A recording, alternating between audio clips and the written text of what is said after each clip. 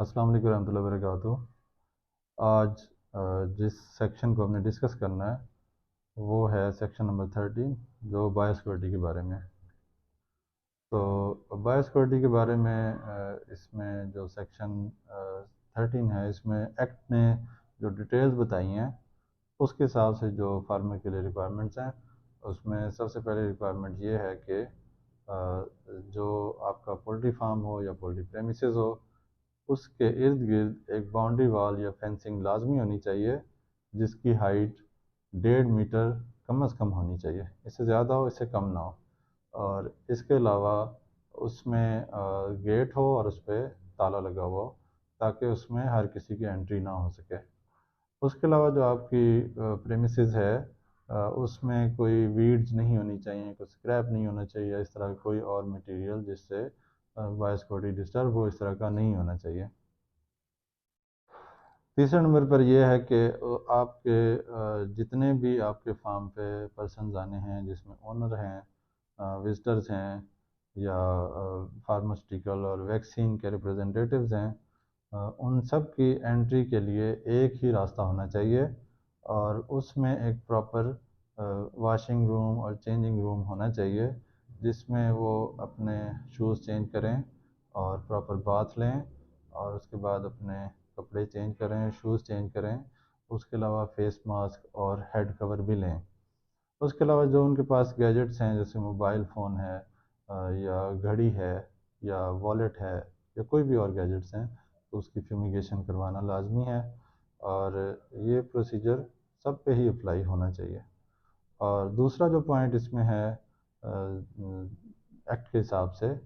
उसमें यह है कि शेड में जो मालकान हैं या पर्सनल्स हैं वो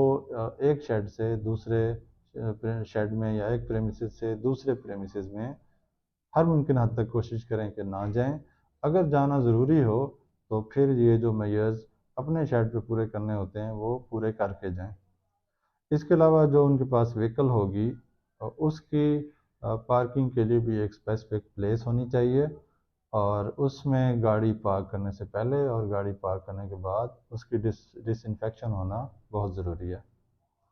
उसके अलावा ये हर मुमकिन हद तक कोशिश करनी चाहिए कि आपके पास जो इक्विपमेंट्स हैं या आपके पास जो आपकी टीम है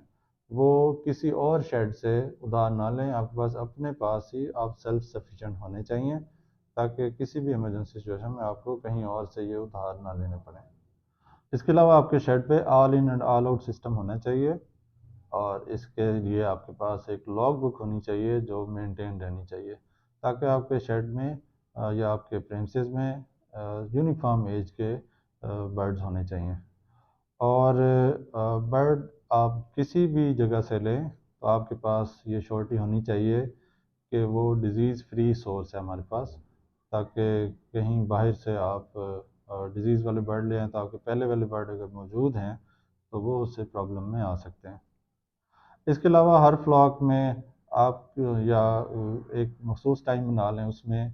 फूड फीड और वाटर दोनों के आपके जो सैंपल्स हैं वो हर फ्लॉक में होने चाहिए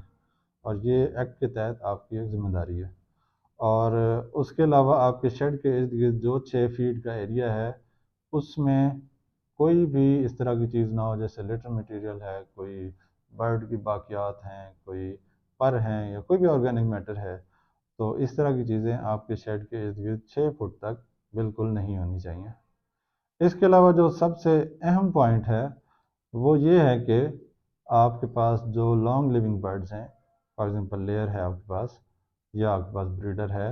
या आपने फैंसी बर्ड्स रखे हैं जैसे पिजन्स हैं और ऑस्ट्रिचेस हैं, पी फाउल्स हैं, डक्स हैं, गीज़ हैं और कोयल्स हैं, जो भी आपने रखे हैं पेट बर्ड्स, जो भी लॉन्ग लिविंग बर्ड्स हैं उनकी आपने रेगुलरली सीरोलॉजिकल टेस्ट करवाते रहना है और स्पेशली उसमें आपने इन्फ्लुएंज़ा और एनडी और आईवी के ख़िलाफ़ उसके जो टाइटर्स हैं वो चेक करवाते रहना है। और इसके अलावा अगर आपको कोई कभी भी कोई किसी भी डिज़ीज़ का कुछ शक हो